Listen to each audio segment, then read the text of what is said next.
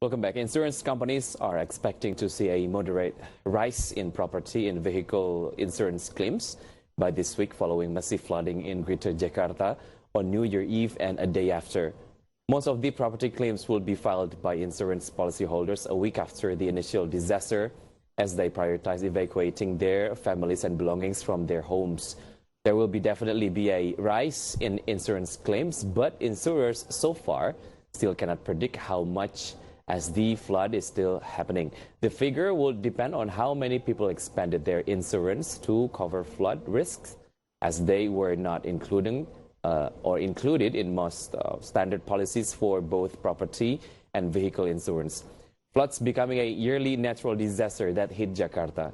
Other than some issues on water management system, Jakarta's location, which is lower than a sea level, is causing the capital city is easily submerged by the seawater.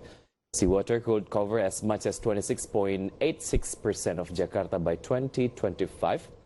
And if this trend continues, 65.61% of the city will be completely submerged. This one is according to a study by Geodesy Research Division of the Bandung Institute of Technology, or ITB.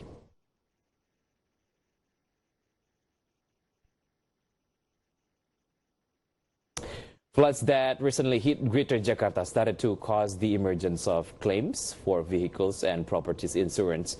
In this infographic segment, I would like to present to you some data about facts on vehicles and property insurance claim caused by floods in Jakarta. So the first data will be about the percentage of property and vehicles insurance towards the total general insurance industry from January to September 2019. So the total of vehicles insurance and property insurance is 50%, but the percentage of each sector, 26%, is property insurance and 24% for vehicles insurance. This one is taken from Indonesian General Insurance Association. Insurance companies are expecting to see a moderate rise in property and vehicle insurance claims by this week following massive flooding in Greater Jakarta since New Year Eve. And Adira Insurance Chief Executive Officer Julian Nur said most of the property claims would be filed by insurance policyholders a week after the initial disaster as they prioritize evacuating their families and belongings from their homes. He added that the figure will depend on how many people expanded their insurance to cover flood risks, as they were not included in most standard policies for both property and vehicle insurance. Insurers expect no significant rise in claims following massive flooding. Floods, of course, affecting the huge number of commercial properties. So how severe it was? Let's see the next graphic. This is units of commercial properties affected by January 2020 floods in Jakarta. There were 26 traditional market were affected by Jakarta flood, and as much as 82 malls affected by the floods, and retail store as much as 400 stores were affected by January 2020 floods in Jakarta. The massive floods that submerged buildings in Jakarta for the first 2 days in the new year were predicted to threaten the property business in the capital, as this sector is expected to endure financial losses in the trillions.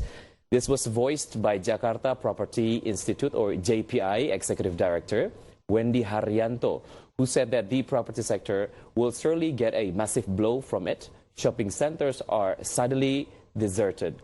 Other than affecting shopping centers, she said that prolonged floods that continue to submerge a number of areas in the city can see a delay of construction activities by property developers. Moreover, Wendy Haryanto asserted that the government should have taken valuable lessons from the floods and issue a solution, as similar events had happened in the previous years. Property insurance claims caused floods also being claimed by Ministry of Finance this year. Let's see the next data. This is amount of claims on Ministry of Finance's properties affected by January 2020 floods in billion rupiah, custom and excise lab. The amount of claims reached 9.5 billion rupiah. North Bekasi Tax Services Office at 8.4 billion rupiah. Cibitung Tax Services Office 1.5 billion rupiah. South Bekasi Tax Services Office 24.9 billion rupiah, and Cibinong Tax Services Office as much as 6.3 billion rupiah. Coldwell Banker Commercials Research and Consultancy Manager Anggra Anggreni says the recent widespread floods will see the residential property segment hit hard, as she argues consumers would likely avoid purchasing properties in areas prone to flooding.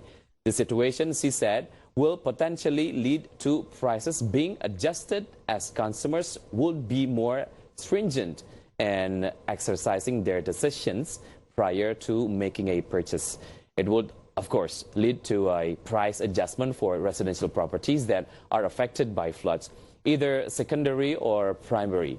Damaged facilities and infrastructure from floods will affect developers, as they would have to spend more on repairs, which she said will certainly not be cheap. Severe floods not only hit Jakarta and many regions in Indonesia. Here it is, 5 countries experiencing highest loss caused by floods. Korea, in 1995, the amount of loss reached 15 billion US dollar. And the next one is a flood that happened in 2014. The number of loss reached 16 billion rupiah. China, 18 billion US dollar, I mean. China, 18 billion US dollar. China, in the flood that also happened in China in 1998, the amount of loss reached 30 billion US dollar. And what happened in Thailand, the amount of loss reached 40 billion US dollar. The floods, which was Thailand's worst in decades, have been triggered by heavy monsoon rain that began in July 2011. More than 1/3 of the country's provinces have been inundated. Some 9 million people have been affected over the 3-month period, with northern and central areas badly hit in the early stages. The central bank said the damage to industry amounted to over 3.3 billion US dollar.